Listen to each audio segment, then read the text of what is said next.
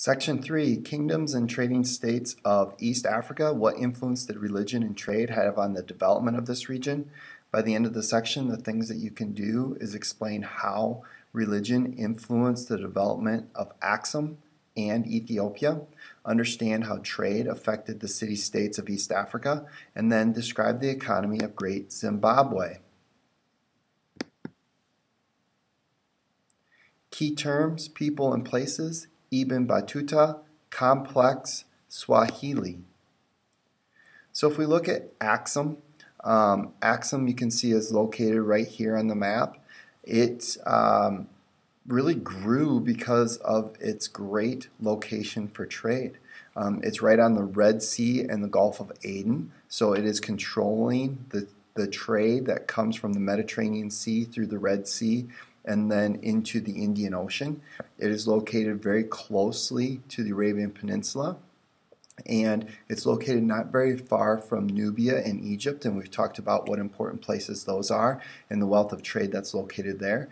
And so that is why Axum, and actually Axum grew out of Nubia. So here's Meroe. We talked about Meroe in that first section, and Axum kind of builds on the ashes of the Nubians. So that control of trade is what brings in a tremendous amount of wealth. And what ends up happening is, because you have so many people from all over the world here, the people of Axum end up converting to Christianity. And so that ends up being kind of a blessing and a bit of a curse. From a blessing perspective, it gave Axum a sense of identity and unity that allows them to stick around much longer. And as a matter of fact, it's what helps Ethiopia become an independent kingdom when the rest of Africa becomes mostly colonized. Now, the flip side of that is Christianity also isolated them from the rest of Africa, as they are surrounded by countries and people who are Islamic, and so that kind of kept them a little bit separated. But what you see is this isolation also creates this unique culture where they develop these beautiful churches over a period of centuries. And so it's just kind of interesting to see that. So if we look at how the spread of religion affected the kingdom of Axum, again, Christianity, it strengthened ties with other regions. However, it also caused it to become isolated, and eventually it kind of weakened it because it just didn't dominate the trade like it once did, because of the lack of connection with the Islamic neighbors. So out of Axum comes Ethiopian and Christian outposts, and so this ties right into what we were just talking about. An isolated Ethiopia, it was protected by rugged mountains, and again, Christianity helped unite them and keep them separated and independent. And what you see growing out of this is Ethiopian kings always traced their beginnings back to King Solomon and Queen Sheba, and so they always had this Judeo-Christian tie that really kind of strengthened them and gave them their own identity. So geographic isolation shaped its culture. Again, helped unify, unique churches close to the Holy Land. They observed some Jewish holidays and dietary laws. And so it has that Judeo-Christian influence that many of the other places and regions didn't have in Africa. So if we look at the East African city-states, one of the things that comes out of this, and we're going to talk about a number of different explorers, or at least people who traveled well and the impact that they have. So we talked about Mansa Musa. This is Ibn Battuta. And when we get to China, we'll talk about Zheng He, and Marco Polo. But again, people and things don't just move. It's this ideas and thoughts and beliefs. And what happens is, as these people explore and write about what they see and explain what they see, it makes people more interested in going to those other places. So it's going to spark even more exploration, I guess.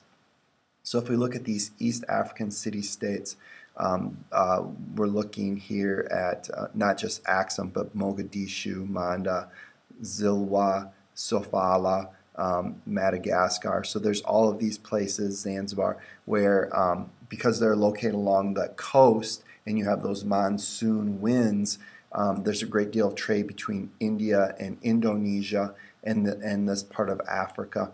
And what ends up happening is this trade is going to lead to Swahili, which is a blend of these African peoples who are here and the Arabic and actually Islamic India as well. They're going to have these blending of cultures, and that's going to lead to Swahili.